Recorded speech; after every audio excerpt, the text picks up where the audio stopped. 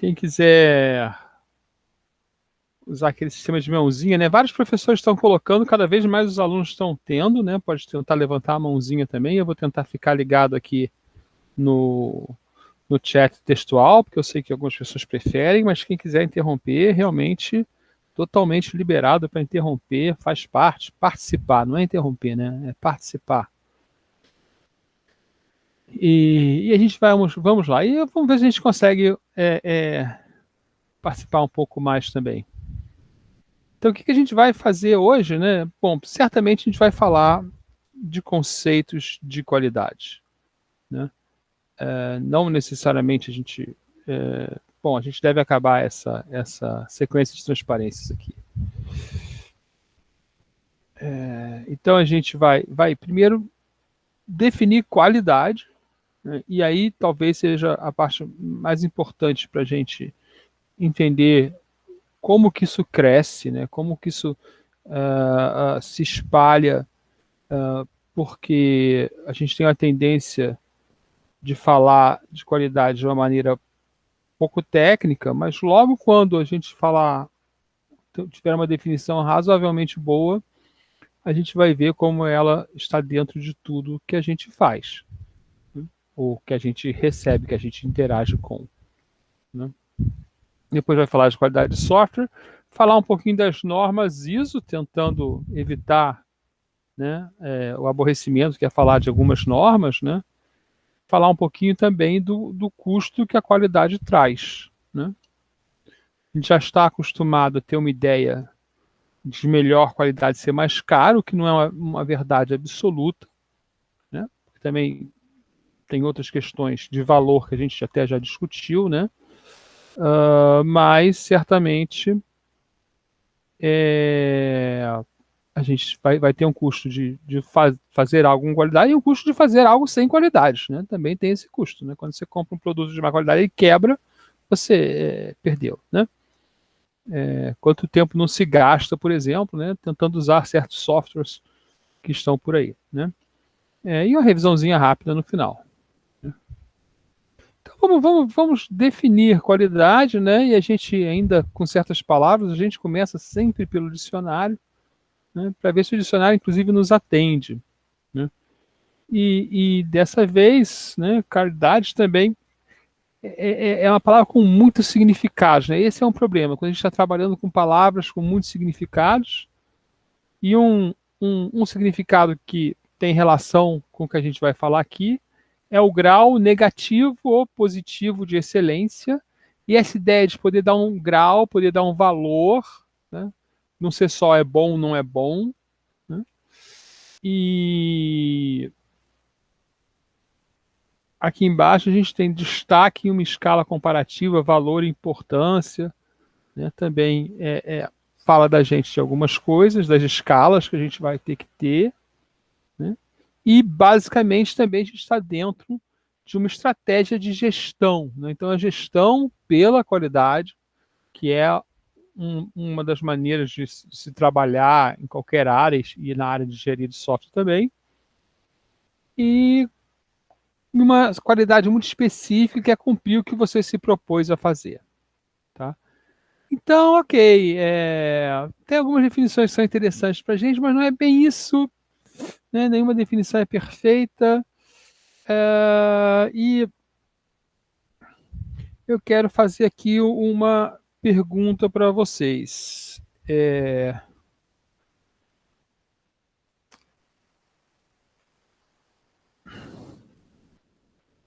Quando a gente fala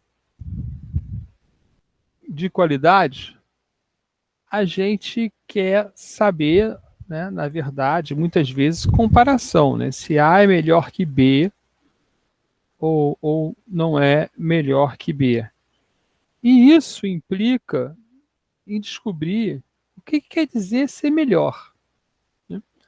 A gente tem um exemplo no Brasil que ajuda muito a ensinar o que é qualidade, porque quase todo mundo acompanha isso acontecer, principalmente no Rio de Janeiro, mas hoje também em São Paulo, né, que é o carnaval, né?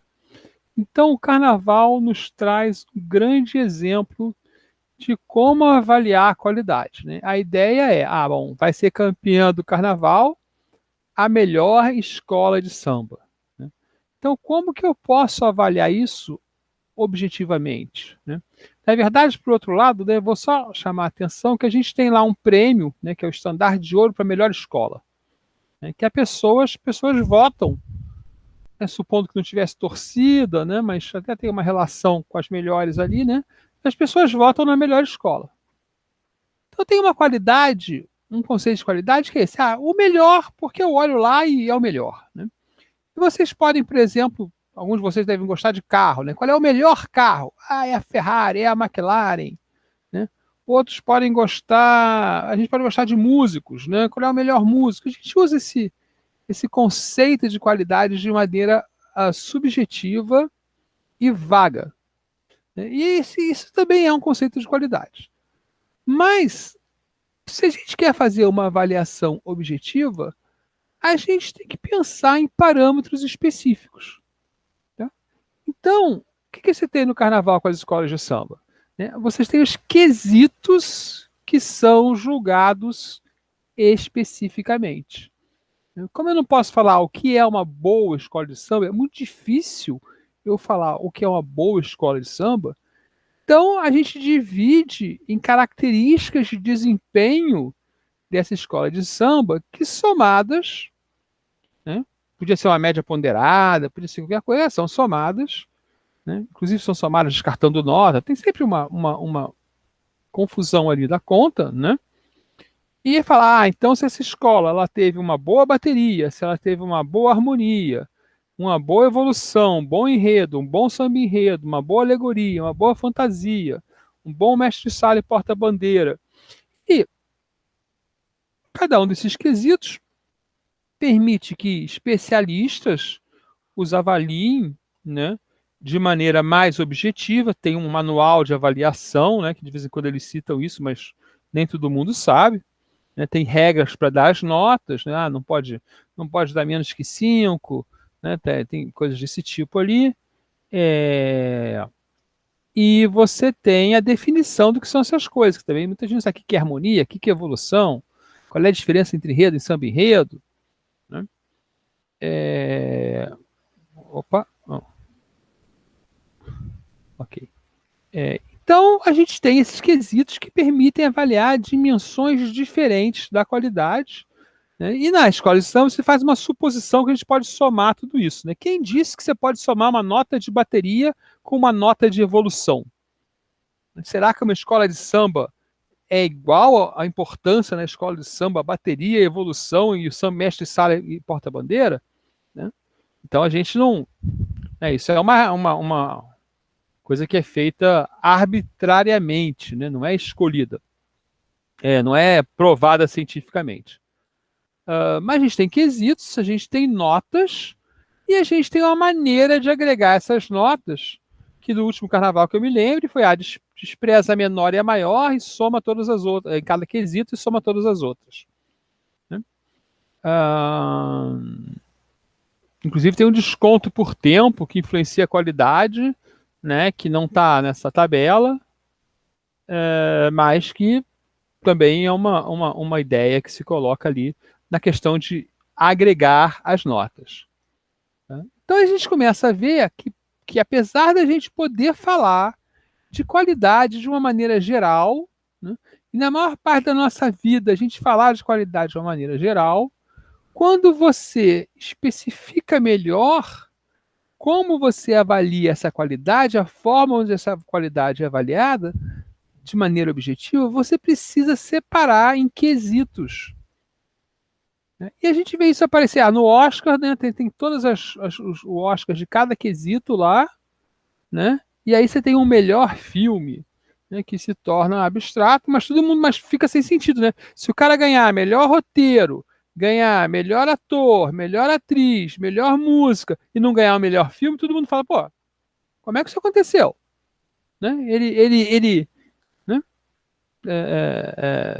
Também de vez em quando aqui tem o prêmio Jabuti. Aí o melhor livro não ganha o melhor livro na categoria dele. Ué, como é que isso aconteceu? Né? Então a gente tem coisas que podem acontecer A avaliação de cada quesito também não é subjetiva? Pergunta a Lorena. Lorena, ela às vezes não, ela também pode ser, mas quanto mais específico é o quesito, menos subjetivo vai ser a avaliação. Por exemplo, quando você pega ali bateria, né? Então, na bateria, no manual lá da escola de samba, tem uma regra, né? A bateria tem, por exemplo, uma das regras, se eu me lembro bem, a bateria tem que estar no contexto histórico daquela bateria. Ela não, né? Ela não pode perder o ritmo, né? É muito mais difícil você jogar uma escola de samba que uma bateria, mas você pode fazer os subquesitos da bateria, exatamente o que a gente vai fazer em engenharia de software. Para poder tornar as coisas mais objetivas, a gente vai criando uma visão hierárquica da qualidade. Ótima pergunta. Muito bem. Então, né? Primeira coisa que a gente vai ver da qualidade, né? E aí tem super a ver com a pergunta da Lorena se é subjetivo ou não, né? Qualidade, ela não é algo absoluto. Qualidade é sempre uma relação entre o avaliador da qualidade, lá a pessoa que está julgando, e o objeto. Quanto mais genérico e mais subjetivo for essa qualidade, mais isso vai acontecer, né? Porque, se eu consigo transformar, por exemplo, qualidade em uma medida, né, qual é a qualidade de uma régua escolar de 30 centímetros? Né? A gente vai falar, bom, a gente vai fazer o seguinte, um dos fatores de qualidade, né, vai ser ela não quebrar as pontinhas, né, para a pessoa poder desenhar uma reta direitinho. O segundo fator vai ser os centímetros e os milímetros estarem corretos de acordo com o padrão internacional de medidas. Né? Então a gente pode ser lá bem objetivo. Né? Mas quando você vai comprar, né, você começa a olhar se a régua tem um desenho bonito, se ela é bem transparente, ou se ela não é transparente, que você quer usar ela para outra coisa. Né? Então se ela é flexível, então você começa a colocar outros quesitos. E às vezes alguém chega lá e compra uma régua porque tem um símbolo de um time de futebol, porque tem um desenho bonito nela, né, que não tem nada a ver com as qualidades esperadas da regra. Porque aquela pessoa avalia diferente a qualidade. Não tem nenhuma seriedade grande na medida que eu vou fazer, mas tem que ser bonito, porque eu gosto de coisas bonitas ali, ou tem que ser do meu time, qualquer coisa assim. Né? Então a qualidade é sempre um relacionamento, e o que a gente vai fazer, na verdade, ao objetivar, é tornar esse relacionamento visível em relação a pessoas padronizadas, vamos dizer assim, ao interesse de um certo grupo de pessoas. Melhor falar assim.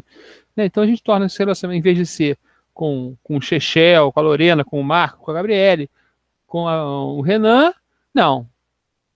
Olha, para quem faz programas em Python para aprendizado de máquina, esse objeto aqui de software, ele é melhor, né? Porque ele é mais rápido.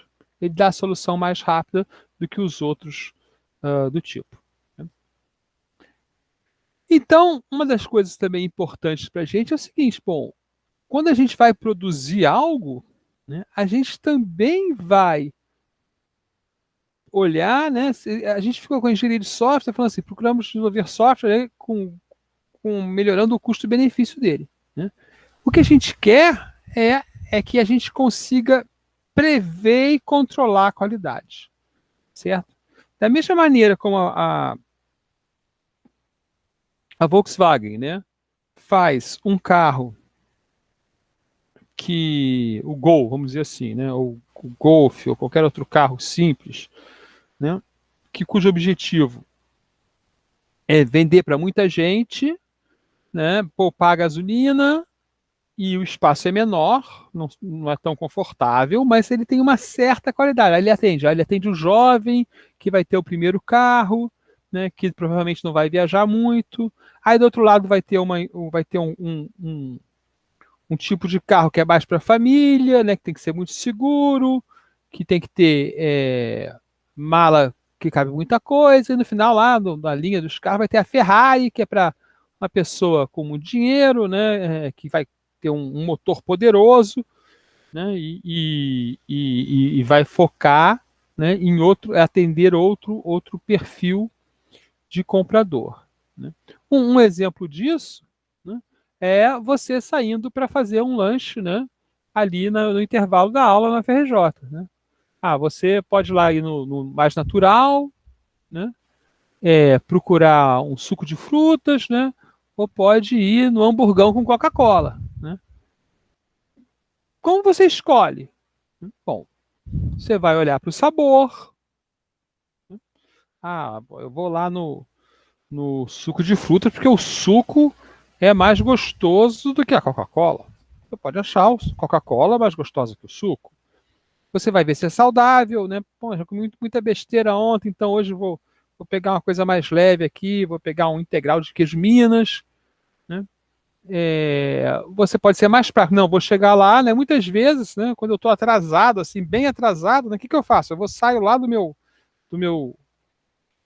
da minha sala, no bloco H do CT, vou andando até o CCMN, né, no F317, né, no meio do caminho eu pego um salgado e uma água mineral, né, porque eu não tomo mais refrigerante, então eu pego o salgado e uma água mineral, e aí vou comendo aquele salgado andando, né, porque é prático, né, certamente não é saudável, né, o sabor também não é lá grandes coisas, né, eu preferia estar tomando um suco, sentado, calminho, com almoço e tal, mas eu não tenho tempo, então eu criei um outro fator de qualidade aí, um fator de qualidade ficou mais forte, que é o prático. Isso é uma coisa importante na nossa qualidade. Né? Não é tudo igual. Né? Ao contrário da escola de samba, onde botaram tudo igual, para a gente não é tudo igual. Né? A gente fez um trabalho uma vez, né? Vamos ver se vocês conseguem pensar. A gente fez uma vez um trabalho olhando várias questões de qualidade de software em bancos. Tá? Qual que vocês acham que é a coisa mais importante num software bancário? Vamos botar aí no chat. Você vai lá, você vai usar o seu banco, né, o banco. Segurança, impressionantemente não é segurança, porque o banco pode fazer seguro dos erros de segurança. Segurança é importante, é alto, mas ele tem como se safar desse problema, né? Satisfação do cliente, muito software nem tem cliente. Disponibilidade online, olha só, nada que isso não seja importante, tá, gente? Mas o que é importante? Ali o Renan, acho que foi o primeiro que acertou, né? Não pode errar conta. Software bancário não pode errar conta, tá? É o 100%. Mas olha só, essa conta aqui, se eu fizer da maneira mais segura, porque eu vou fazer ela uma vez de um jeito, depois de outro, depois vou bater com. Aí vai demorar um pouquinho mais. Né? Ok, então vamos fazer assim porque eu vou garantir que vai funcionar. Né? É, é, é, Nunca pode errar conta. E não quer dizer que os outros não sejam importantes também, mas a diferença era bem grande do errar, de fazer as contas certas, né, que tem um nome para gente, de todas as outras coisas que vinham em segundo lugar, que também eram altas. E aí tinha coisas que podia vir lá no último lugar. Por exemplo, nem todas as pessoas falavam que era importante ter uma interface gráfica de qualidade. Por quê?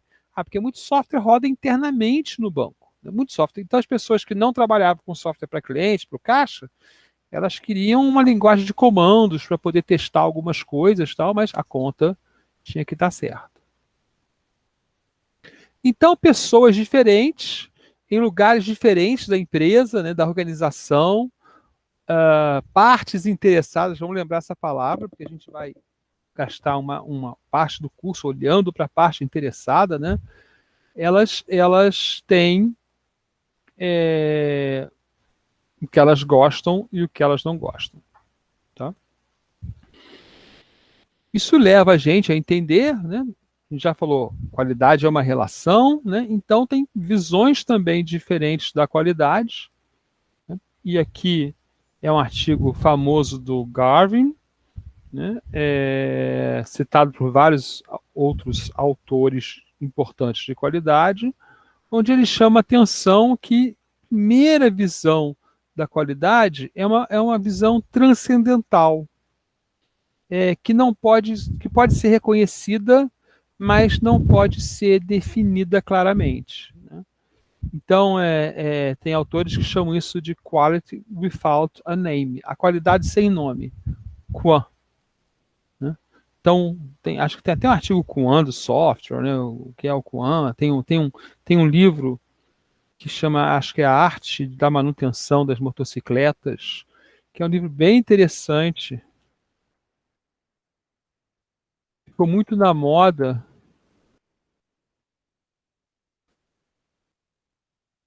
Zen e a Arte da Manutenção das Motocicletas.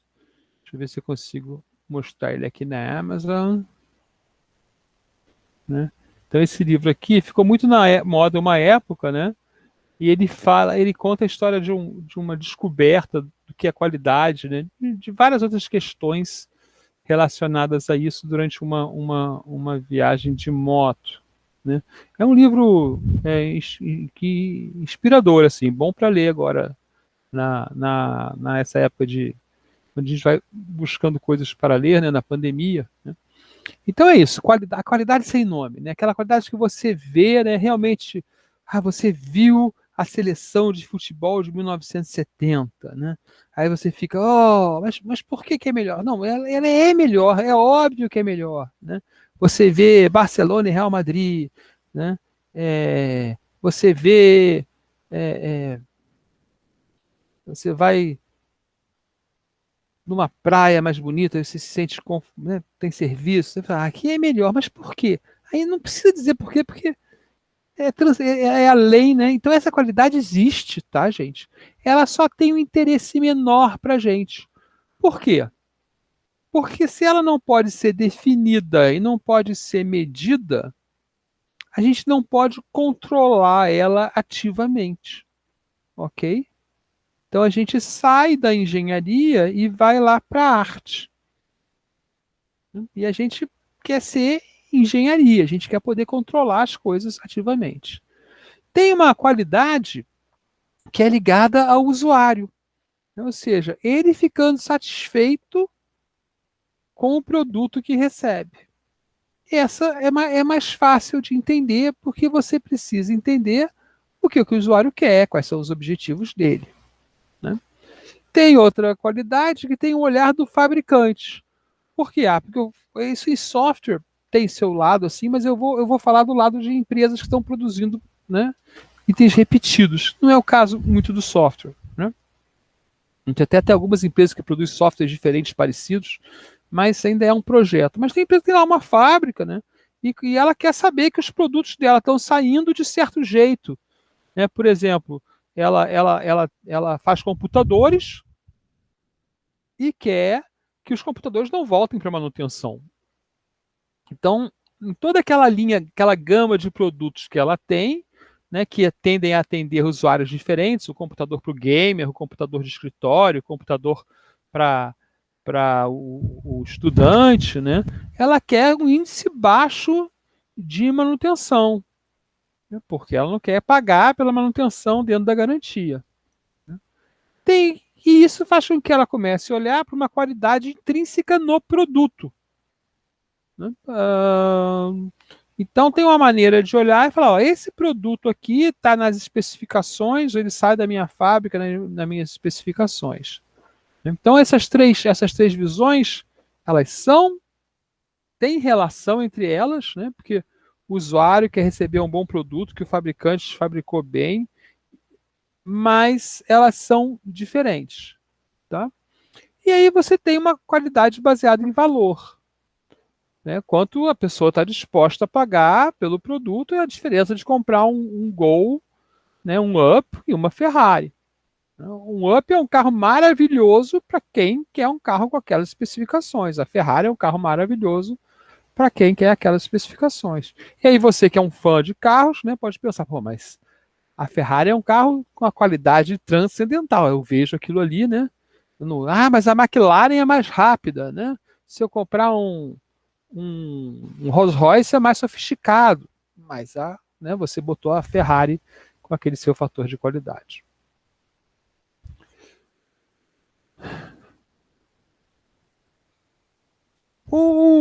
Em geral, em tudo que se fala de qualidade, o principal autor se chama Juran. Na verdade, ele escreveu o livro com outra pessoa, mas a gente só se lembra do nome dele, né? E ele foi um autor que tem uma importância enorme no Ocidente, porque ele traz a ideia de qualidade japonesa para o Ocidente. Então, o que acontece é que no pós-guerra, as empresas japonesas. A história é bem interessante, inclusive, né? A Toyota é uma líder disso, né? Mas as empresas japonesas não tinham nem estavam, quer dizer, completas ali, né? Tinham participado de uma guerra, né?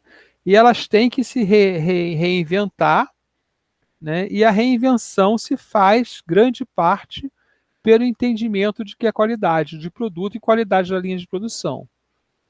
Uma das coisas que aconteceu, por exemplo, é que o automóvel americano era feito para ser acertado na revendedora, porque a Ford lá vendia carro nos Estados Unidos inteiro e tinha revendedores nos Estados Unidos inteiro, lojas nos Estados Unidos inteiro, né? Então o carro chegava na loja lá, né, levava uma guaribada. E o carro japonês não ia ter loja, então não podia ter nada precisando de ajuste, né? Então precisava ir melhor. Mas várias outras questões interessantes envolveram a história, né, do automóvel, principalmente, mas das empresas japonesas, né? E o Juran traz dois conceitos importantes para a qualidade, né? Primeiro é o seguinte, e isso vai ser adotado para a gente mais tarde nos nossos modelos de qualidade de software, né? Primeiro é a ausência de deficiência, né? Então, o produto em si não pode ter defeito.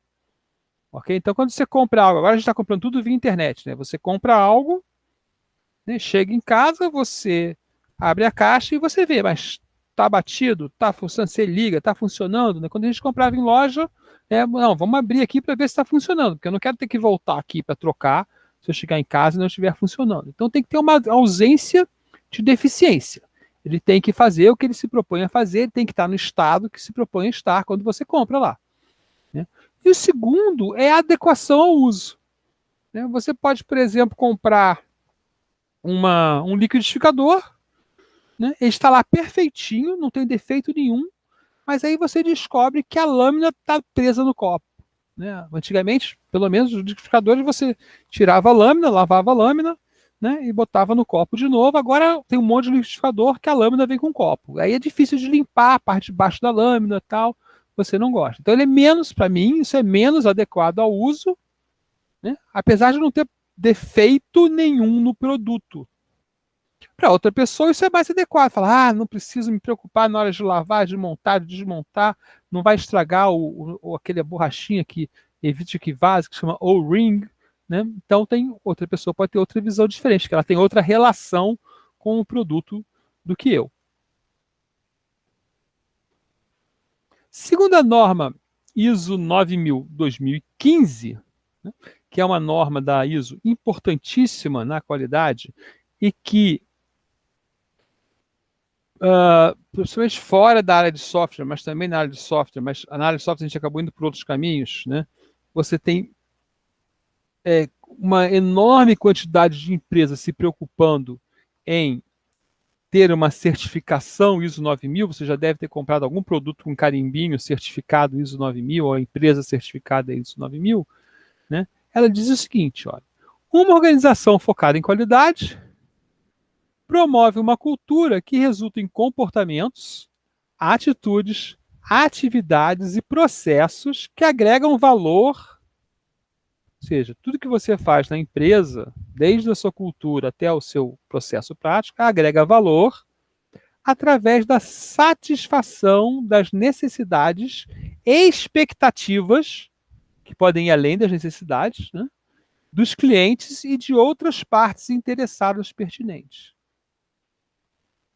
Mas que isso, Xixi? Bom, quando eu compro lá, quando eu vendo, por exemplo, um objeto com uma bateria, né, eu posso querer procurar uma bateria que não polua tanto quanto outras, porque outras partes interessadas pertinentes, como o governo, os grupos ecológicos, né, ou a sociedade em geral, estão preocupadas com isso, mesmo que o cliente não esteja.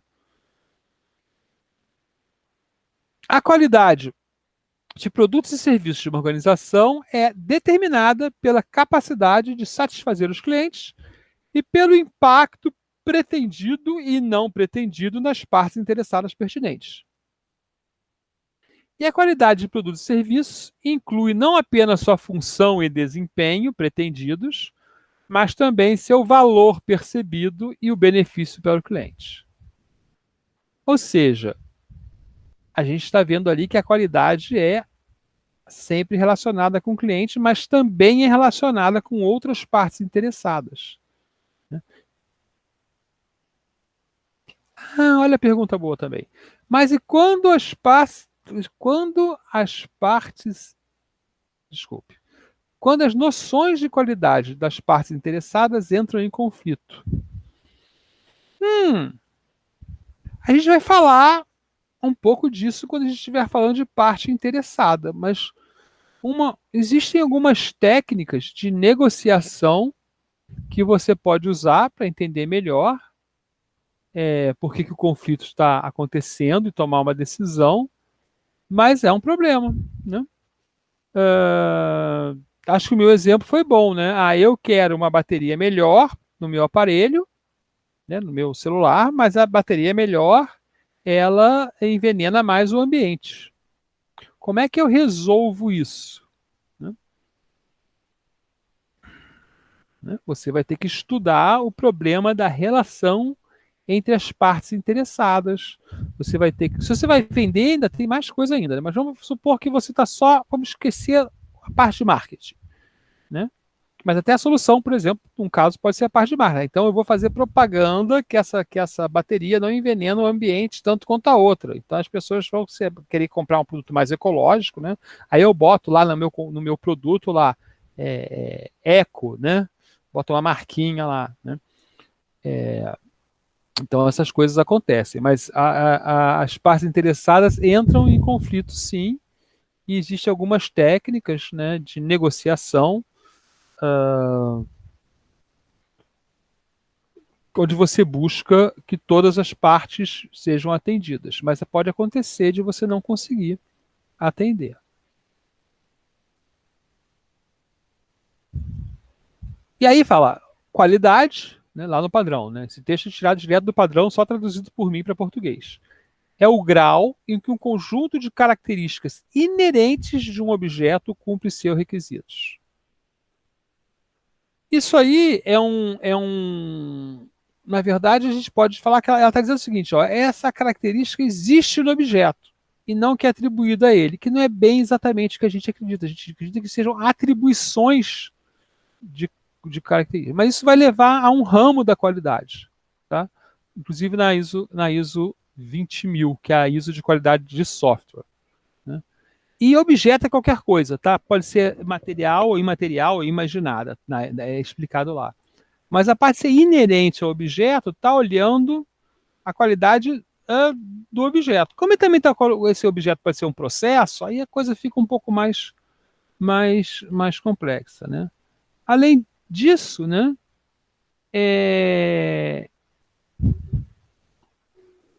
ele fala que a qualidade de produto e serviço de uma organização é determinada para satisfazer o cliente, né? E que inclui não apenas sua função e desempenho pretendidos, mas também o valor percebido para o cliente. E há uma suposição nessas definições aí, que é a seguinte: se a organização tem foco em qualidade, tá, ela vai ter uma cultura de qualidade que leva a criar uma qualidade no processo de desenvolvimento, de produção, que leva a uma qualidade do produto ou serviço. Então, a gente vê aqui porque, e aí aparecem as dificuldades de trazer qualidade de um produto e serviço. Né? Porque não basta você trazer qualidade para o produto e serviço, porque essa coisa, se você focar só nisso, isso vai variar muito. Então você tem que melhorar o seu processo para poder manter a qualidade do produto e serviço, mas para manter a qualidade do processo, você tem que botar as pessoas engajadas na qualidade, e aí é a cultura da qualidade.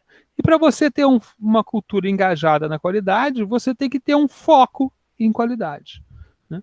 E a gente tem ideias que essas coisas têm um feedback positivo, ou seja, quando você vê uma empresa de qualidade fazendo produtos de qualidade, esses próprios pessoas que trabalham na organização, né, eles começam a ter orgulho, vamos dizer assim, disso, né? Começam a ter consciência da importância da qualidade, né? E ao contrário, quando o negócio é uma bagunça mesmo, aí o funcionário também já bagunça tudo, né? Então a gente vê, por isso que a gente vê centros de qualidade, né? Essa área aqui da empresa, né, faz tudo muito bem, temos que copiar, ou essa universidade, ou esse tipo de produto, tudo que eu compro dessa empresa é bom, porque elas conseguem manter, né, essa cultura por meio do foco que vai gerar a qualidade o tempo todo.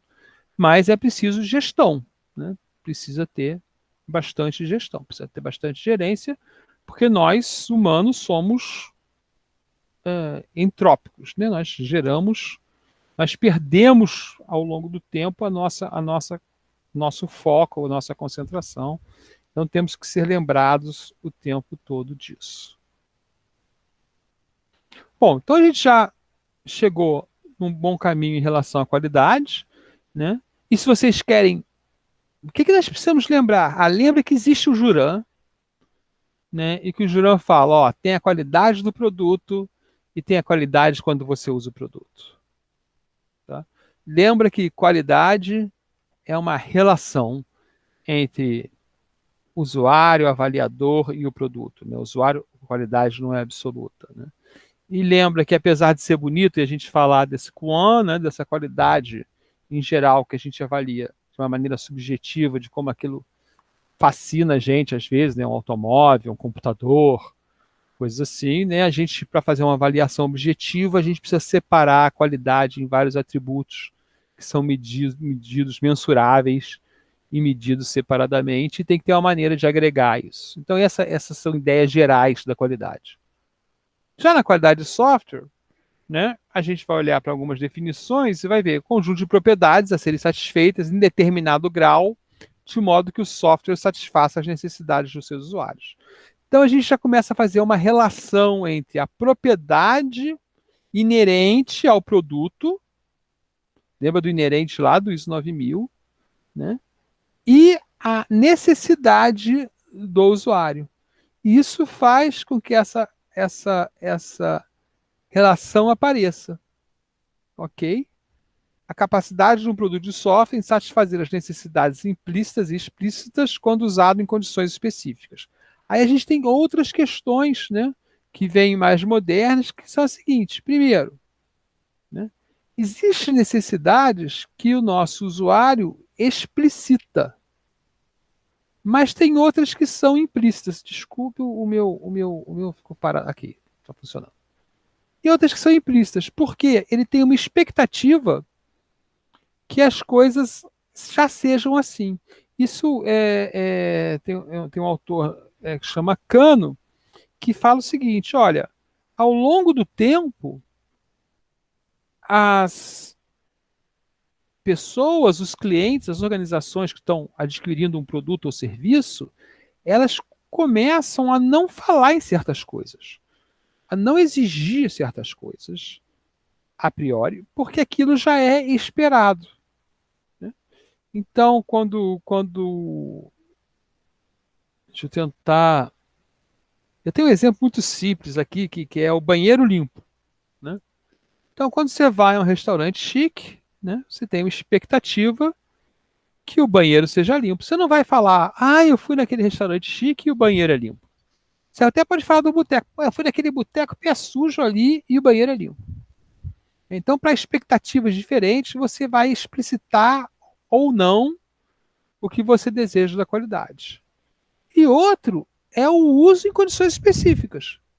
né? Então, se você está usando um software em uma condição, é diferente de você estar usando o mesmo software em outra condição. Tá?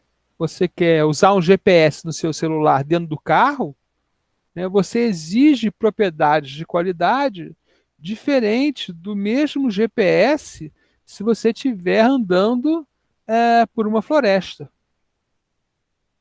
Ok? É diferente, a interface é diferente.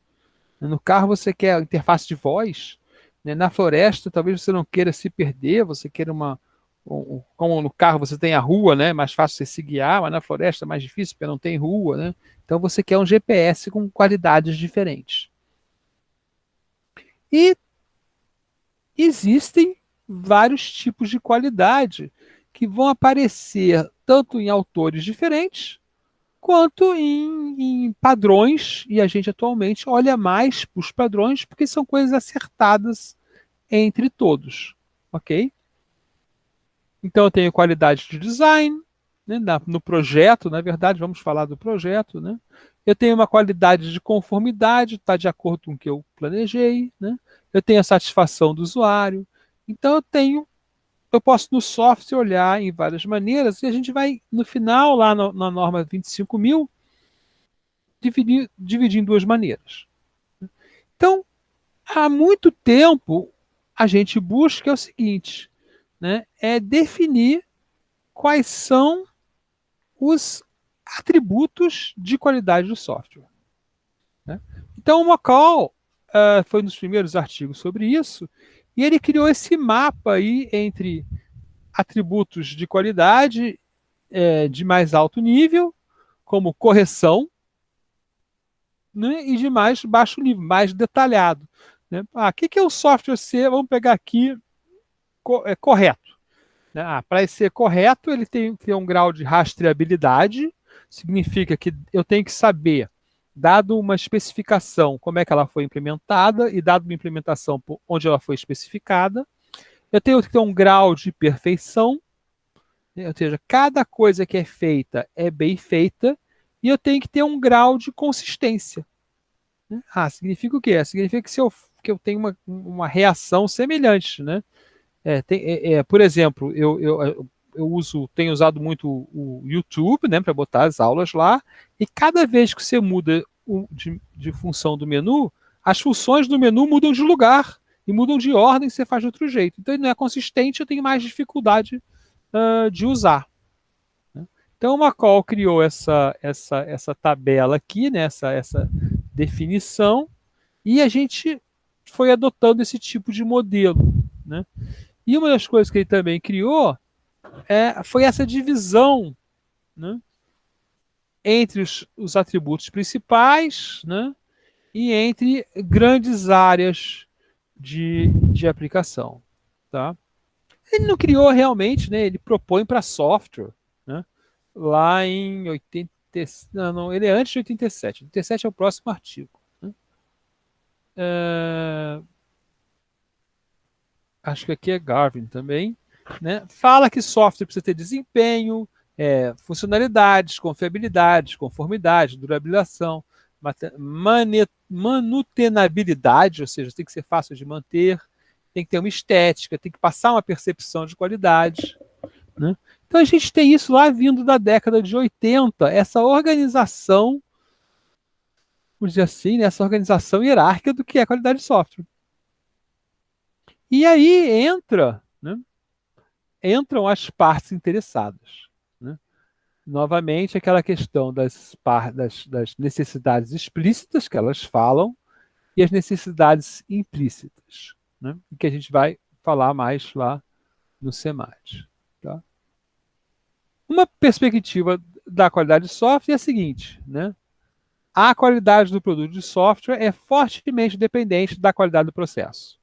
Isso vale para todas as indústrias, na verdade, mas para nós é uma espécie de descoberta que aconteceu em certo momento. Né? Ou seja, se estudava qualidade de produto e alguém falou: temos que estudar qualidade de processo. Para fazer um produto melhor, temos que ter um processo melhor. e aparecem então os questionamentos em cima do processo de como ele garante a qualidade do seu produto.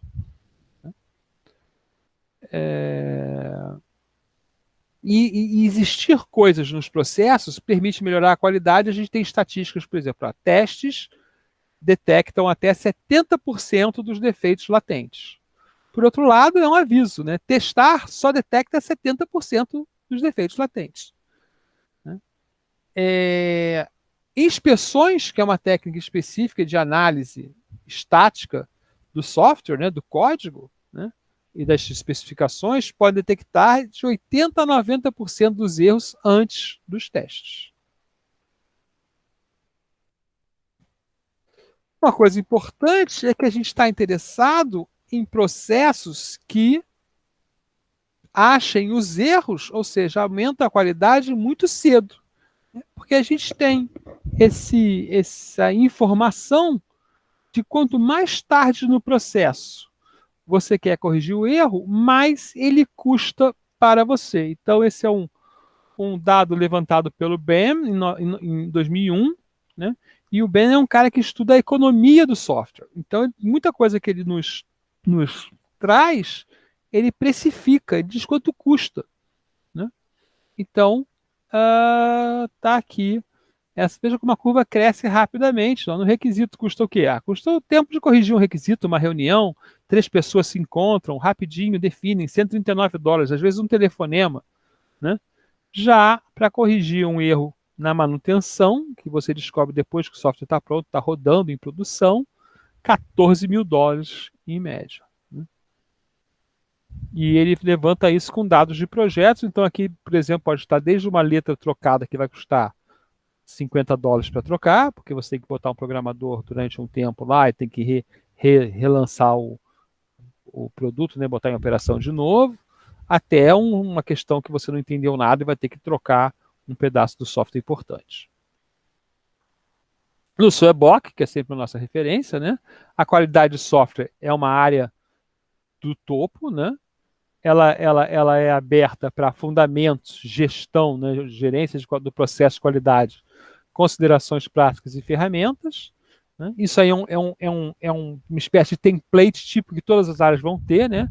O fundamento da área, você lembra que eu falei? A gestão da área, analisar a área na prática e ferramentas que você pode usar na área. Então, essas coisas vão abrir para, né, nos fundamentos, a cultura e a ética, porque envolve a questão ética de apresentar produtos de qualidade, o valor e o custo da qualidade, a gente vai falar um pouquinho ainda, modelos e características de qualidade, exatamente que a gente vai falar do modelo da ISO, né?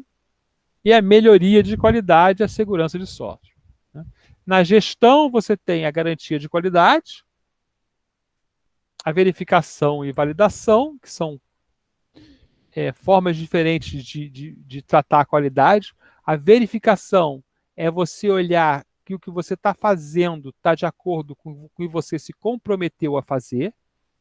Ok? Lembrem disso. Verificar é eu fiz o que eu falei que ia fazer. E validar é eu fiz algo que atende ao meu usuário. A diferença é que às vezes você se compromete a fazer algo que não era exatamente o que o usuário queria. Mesmo que ele tenha aceitado esse contrato com você.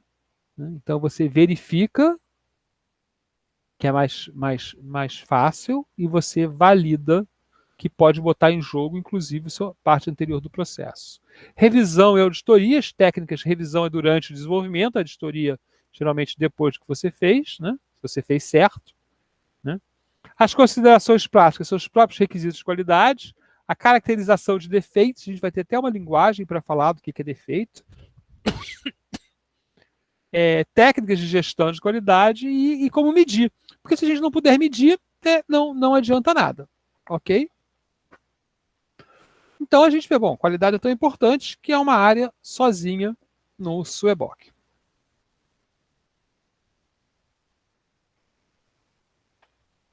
Então,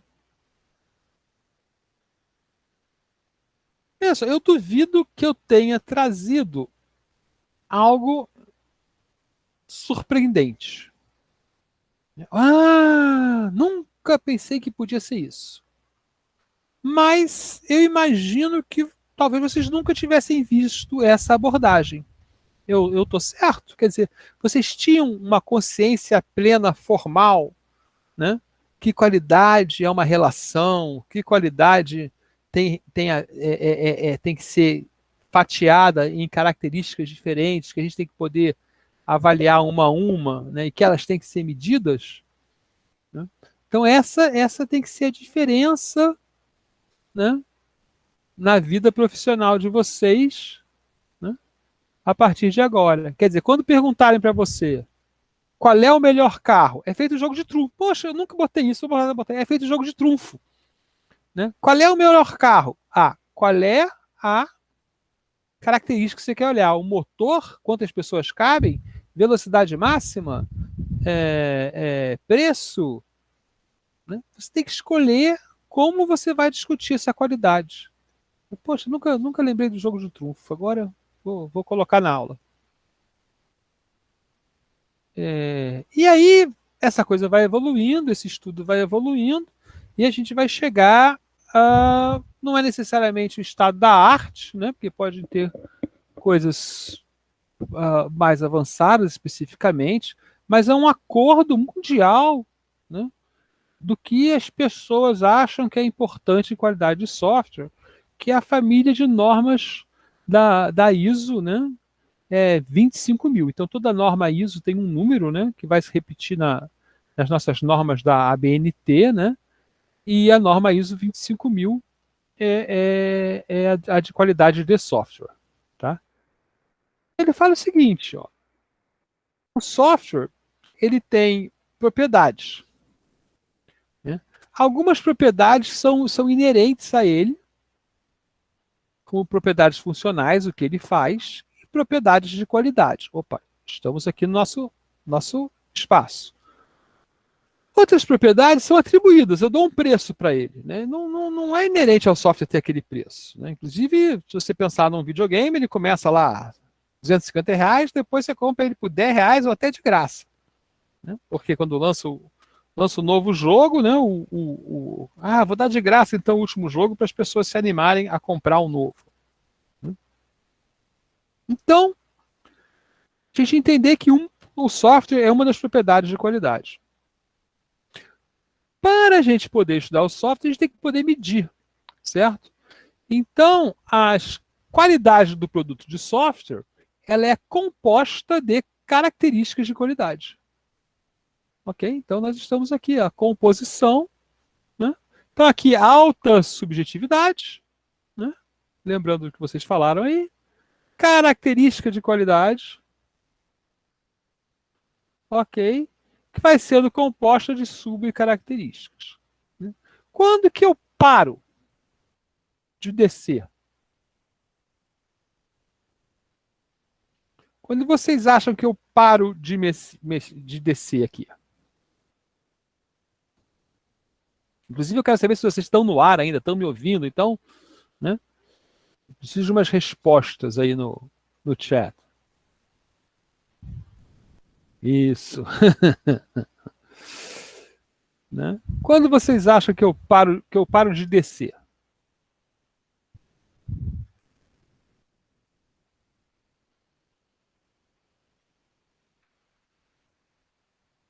Na hierarquia, eu tenho lá, vou falar de qualidade de software. Qualidade de software é genérico. Ok? Aí eu falo, então, para poder falar de qualidade de software, eu tenho que falar de características de qualidade. Aí, acho que foi a Lorena, alguém que falou lá, mas não é subjetivo ainda. Eu falei, não, você tem que especificar, né? Para não ser subjetivo. Né? Quando você tiver algo concreto, sim, eu vou trabalhando mais. Os requisitos têm relação com isso, ok, mas eu ainda posso ter requisitos de mais alto nível. Então, o Rafael e o Marco estão chegando. Né? Um critério de indivisibilidade, eu acho que a gente pode dividir sempre, a gente sempre consegue. A Lorena, quando tiver fatores técnicos, sim, mas qual é o mais importante? É só olhar para o gráfico agora, vamos olhar para o desenho, quando for possível medir. Exatamente, Marco. Quando eu posso medir, né? É a bolinha que faltava eu fazer, né? Quando eu posso medir, o que? Medir alguns elementos da medida lá, né? Tem uma função de medição, né? Então, se eu posso medir, eu começo a poder parar no meu negócio. Então, por exemplo, eu não posso medir, segundo o McCall, né, lá o primeiro que a gente viu, eu não posso medir corretude. Ok? Ele precisou de três outras subcaracterísticas na nossa linguagem atual, né, mas já foi característica, atributo, critério.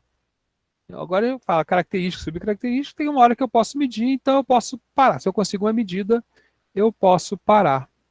Ok? E aí, a ISO 25000 fala de três maneiras de olhar para o software. Tá?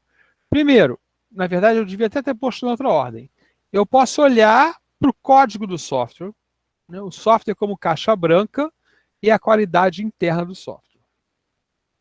Então, eu posso dizer, por exemplo, se você deu nome às suas variáveis, se o software é modular, se a coesão é alta, tem medidas, né, de coesão, tem uma medida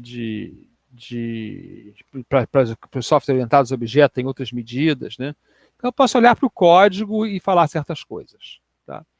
Depois, eu posso olhar o software como caixa preta. Quer dizer, eu posso ver, por exemplo, se quando eu faço as contas, elas vêm certinhas, né? Sem olhar para o código, eu só vou dando conta para ele lá, né? No teste, né? Para um módulo lá que faz conta, né? Eu posso medir uma velocidade dele, né? De quantas chamadas ele atende, né? Olhando para o software por fora de alguma forma. E eu tenho uma visão operacional. Quando o software está lá em uso, o que acontece? Tá? Então, a gente pode olhar para o modelo exemplo que vem na norma 25010. Então, agora eu tenho caixinhas, muitas caixinhas, né, que eu gosto de dizer que pouco significam, mas a gente entende muito com elas. Né? E a gente tem aí um sistema computacional, é composto de hardware, existem modelos de qualidade de hardware, né? É composto de sistema operacional, software e dados. Existem modelos de qualidade de dados. Né? Eles geram sistemas de informação que trabalham em sistemas mais complexos, onde entram pessoas, entram partes mecânicas, né? É lá um sistema para entregar objetos que você compra, é um sistema bem mais completo, não é só um sistema de informação. Né? E aí eu posso medir a qualidade interna, a qualidade externa e a qualidade em uso daquele serviço ou daquele produto. Né? Então, tem um ciclo, uma relação entre a qualidade de produto e as medidas com o ciclo de vidas. Né? Porque, olha só, a gente tem as medidas que a gente tem, né? Que vão estar relacionadas com os nossos requisitos e que vão permitir que a gente faça uma avaliação. Né? Então, esse o nosso quadro é esse aí. Eu tenho requisitos de qualidade em uso, de qualidade externa, de qualidade interna, que a gente vai chamar normalmente de requisitos não funcionais.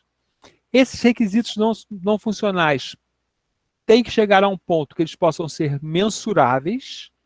E aí, quando a gente fizer depois o produto aqui do outro lado, a gente vai fazer avaliações. Já vou responder a pergunta que está aí. Né? E quando eu estou falando de qualidade em uso, eu estou falando de validar. Quando eu estou falando de qualidade interna, eu estou falando de verificar, vendo se fiz o que eu me comprometi. E quando eu estou falando de qualidade externa, existem tanto sistemas de validação como de verificação. Ok?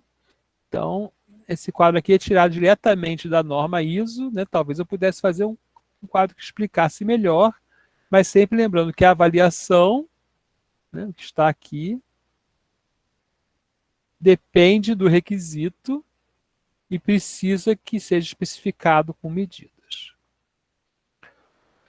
Bruna, qualidade não depende se o cliente está satisfeito com a funcionalidade do projeto? Sim, é exatamente a medida de qualidade, vão ser as medidas de qualidade em uso. Né? É a validação. certo?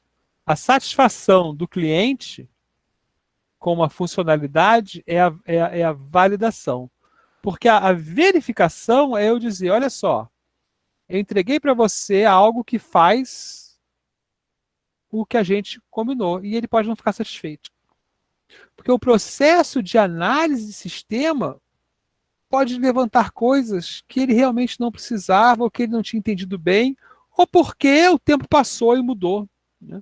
Por isso que no Scrum a gente faz de 15, 21 dias, porque não dá tempo do cliente mudar de opinião, mas assim mesmo assim acontece, porque acontece que ele muda de opinião, que é mais raro, porque é muito curto, mas também acontece porque ele vê o que a gente entregou e fala, não gostei assim, realmente eu acho que eu preciso de outra coisa. Eu acabei de passar por isso em uma fase. A gente combinou uma coisa num projeto, quando o cliente viu, falou, não, isso, essas palavras, isso que você está achando não nos interessa, eu quero que você fale outra coisa para a gente. E aí a gente fez uma sprint nova. Então, isso está ligado com a validação. E aí na norma ISO, ela mostra qualidade do produto de sistemas de software, que é ligado a 8 características de qualidade: ser confiável, ser seguro, ser mantível, ser portável, né? Ter uma adequação funcional, faz o que eu quero, ter uma eficiência de desempenho, ser compatível e ter uma usabilidade. Tá? Se eu fizer o zoom aqui, eu vou descobrir, né, que, por exemplo, na área que a Bruna perguntou, né, a adequação funcional, eu posso olhar para o produto e falar que ele tem todas as funções que eu quero, as funções estão corretas e elas são apropriadas ao produto, né?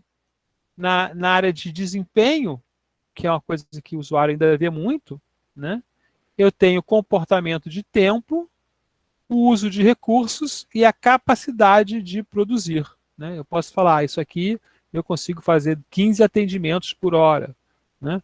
Mas eu uso um Pentium i5 com um server Xeon, né? Ou várias outras coisas assim, ou eu gasto 15 segundos para processar uma transação, ou 2 segundos para processar uma transação. Então veja que, como eu estou falando aqui, qualidade de produtos de sistemas e software que junta a interna mais a externa, tá?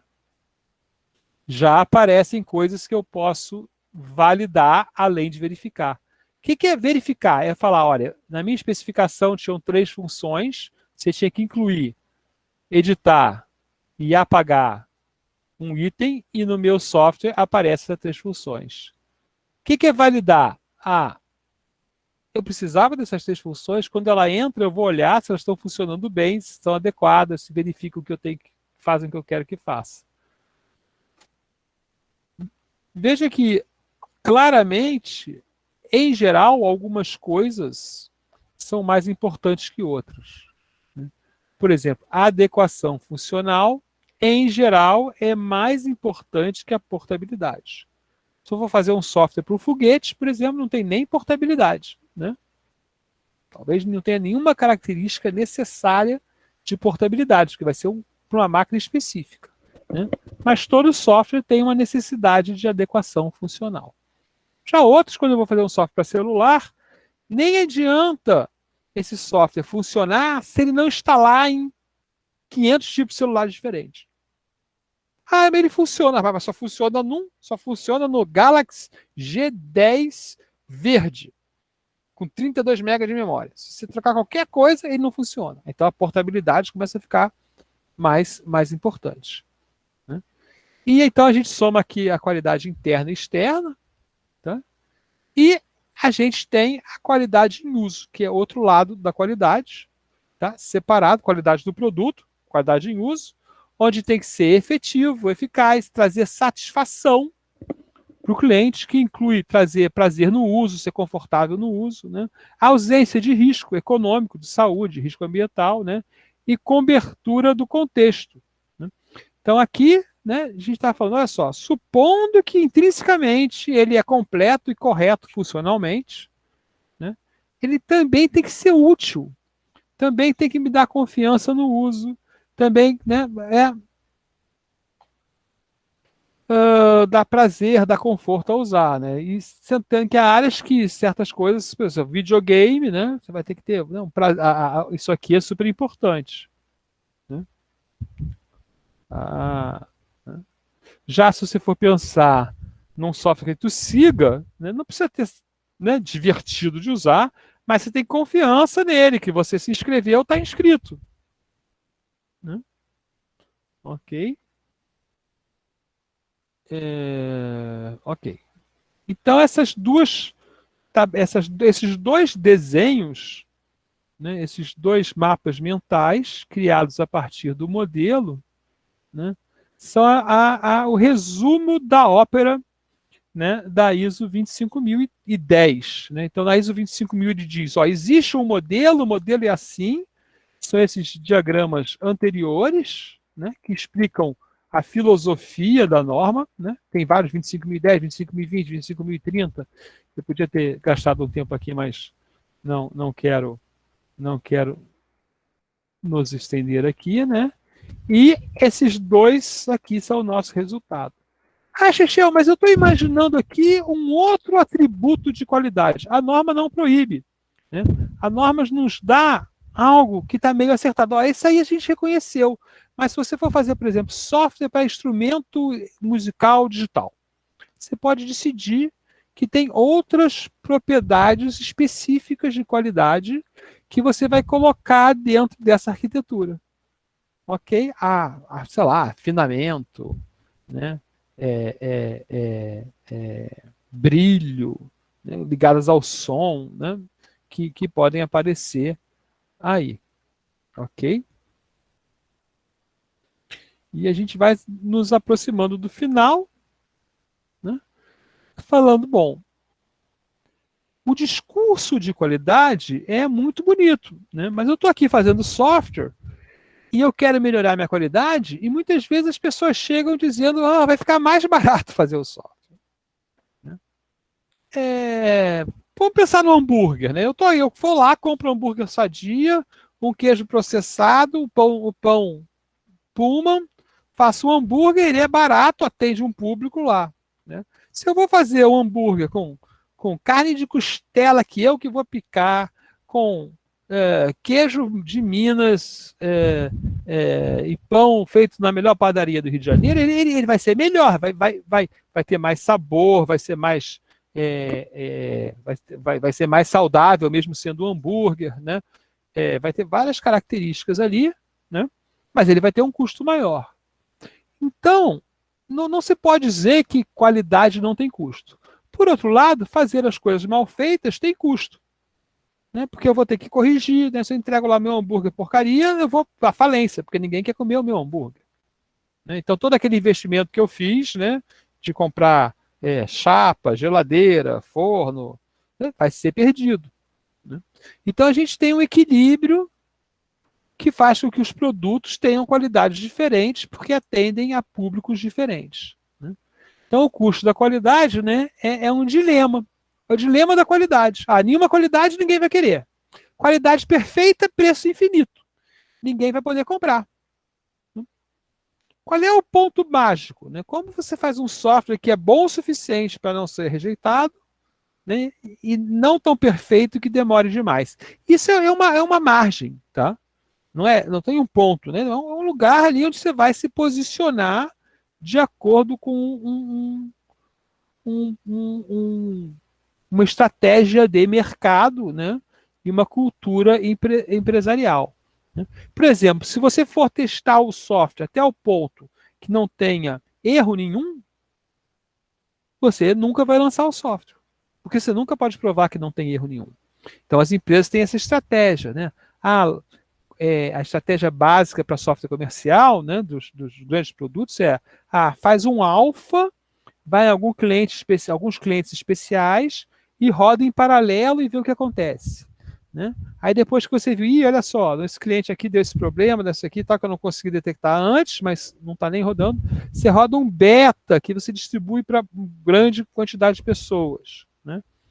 E aí você lança o produto. Revisão, né? O software open source geralmente usa a ideia de revisão. Não, vou lançar a versão 3.15, mas antes eu tenho a 3.15 R1, R2, R3, onde eu vou me certificando que o software não causa problema aos usuários. Então agora é a minha versão 3.15 final. Ok? Lembrando de novo desse gráfico, que é o seguinte, você tem que corrigir, né? Então é melhor investir US$ 140 agora do que perder R$ 14.000 depois. Ok? Então a gente tem algumas pessoas olhando para as categorias da qualidade. Ok? Vamos lá. Eu tenho então de onde vem o custo de qualidade. Ok? Uma parte do custo vem da prevenção.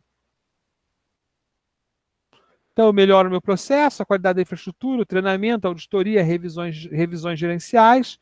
Então, o meu processo fica mais pesado ou mais bem acompanhado, não vamos falar pesado, seria uma palavra negativa. Então, eu tenho um custo adicional. Ok? Aí eu tenho a questão da avaliação, né? Em revisões, inspeções e testes. Então, isso aí são prevenções que eu faço. Tá? Na verdade, o appraisal é parecido com a prevenção. São gastos que eu faço para evitar as falhas internas e as falhas externas. Porque com a perspectiva que o meu gasto em prevenção e o meu gasto em avaliação, ele vai reduzir o meu gasto total em relação a ter falhas internas e falhas externas. Então, aqui está o meu equilíbrio. Ok? E existem empresas, né? Aliás, muitas empresas que pensam, poxa, então, se eu aumentar o meu quantidade de testes, ou, por exemplo, aumentar a minha prevenção de alguma maneira, e a minha economia não for proporcional nas falhas externas, é melhor lançar o produto. A gente vai ver isso daqui a pouco. Tá? Então, para fazer isso, você tem engenharia de software, engenharia de projeto, controle de qualidade. Então, tem várias áreas que são não só a própria engenharia de software, mas que vêm de outras áreas, como estudo da qualidade e estudo da gestão. E aí vem o conceito de good enough software. Né? Ou seja, e que é um conceito usado e criticado. Né? Nós podemos aceitar produzir software bom o suficiente. Ou seja, a funcionalidade fornecida do software vai ser maior que o defeito. Eu usava muito, antigamente, no Word, da Microsoft Word, né? Uma função que permitia que você quebrasse o seu arquivo em subarquivos. Então, você podia editar um capítulo, né? E depois você tinha lá um master document que você puxava todas as coisas e você podia gerenciar o documento inteiro. Em um certo produto, essa versão quebrou. E eu percebi, não está funcionando direito, tal, quando você copiava não funcionava mais. Aí eu fui ler, o cara falou, essa versão quebrou na versão tal. Essa funcionalidade parou de funcionar na versão tal. Estava na internet rodando isso. Né? E aí, até hoje, isso não funciona. E nem sei se ainda tem, não sei se tiraram ou se ainda tem. Então, Master Document é uma função que a Microsoft esqueceu de tratar. Ninguém usa mesmo, ninguém está reclamando. É só o Chechel e o outro cara lá da internet. Então, não vale a pena para eles gastar o dinheiro para manter essa funcionalidade. Né? Então, o Good Enough Software é isso. Esse software aqui eu consigo lançar porque não vai causar prejuízo para os meus clientes. Tem esse defeito aqui, quando imprime, né, o que devia ser bold não sai bold. Né? Podem ser erros ridículos, assim, mas que se eu lançar, eu vou ter grandes vantagens. Né? Então aí você tem que ver, né? O Word não fazer Master Document é uma coisa, o Word não botar o bold onde você põe bold vai incomodar muito mais usuários, né, do que só o Shell. Ok? E Ok, aí tem aí tem que ver se eu botei esse artigo para vocês de Good Enough Software. Ok. Além disso, né, eu acho que alguém falou entre partes interessadas com requisitos conflitantes.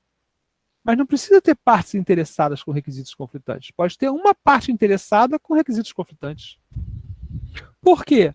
Ah, porque certas questões de qualidade, elas não são, ah, não casam com outras. Por exemplo, desempenho e usabilidade. Há um conflito entre desempenho e usabilidade. Né? Se você botar lá, se você pegar um software que abre uma janela e fica informando em que passo ele está, essas funcionalidades de I/O vai diminuir a velocidade dele.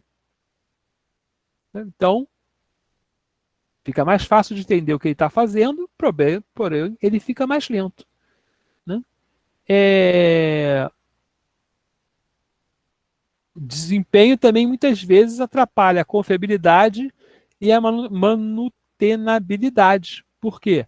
Ah, porque para ter um desempenho maior, eu tenho que usar técnicas que talvez nem todos os programadores conheçam, né?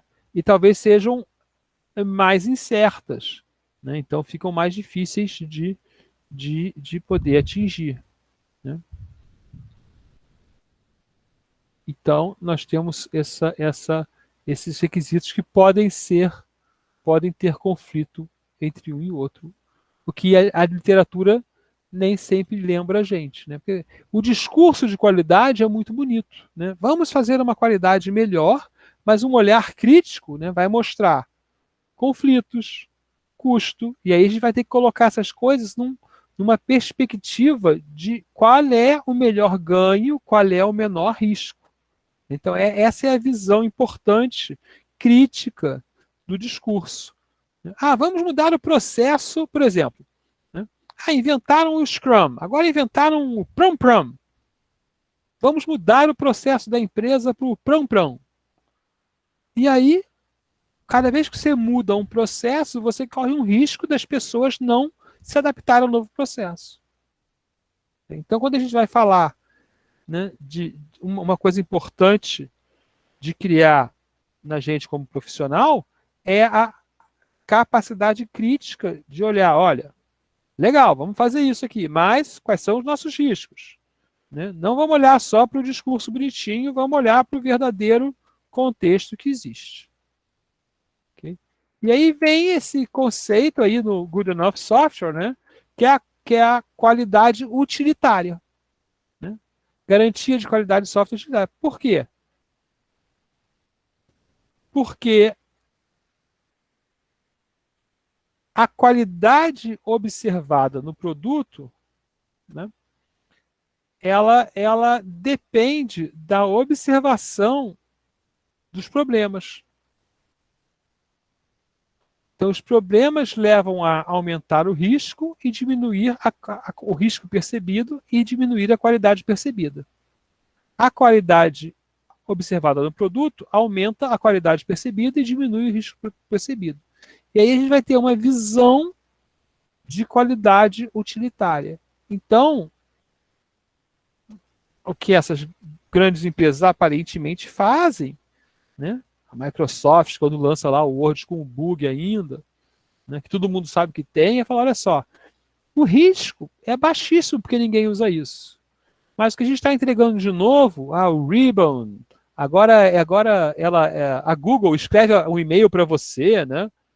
Então a qualidade percebida é alta.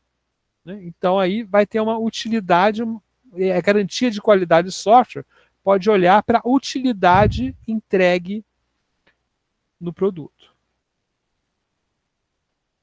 E a gente chega ao final, né? A revisãozinha, né?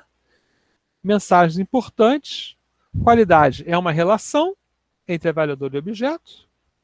É multifacetada, pode haver conflito.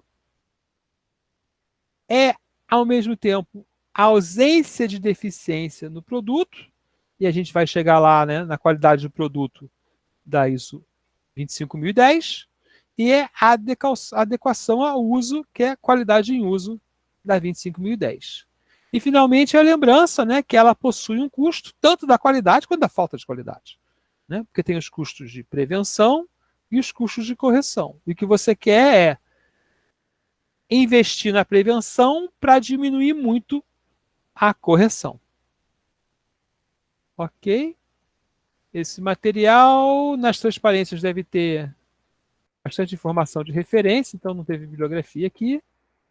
E a gente vai encerrar a gravação.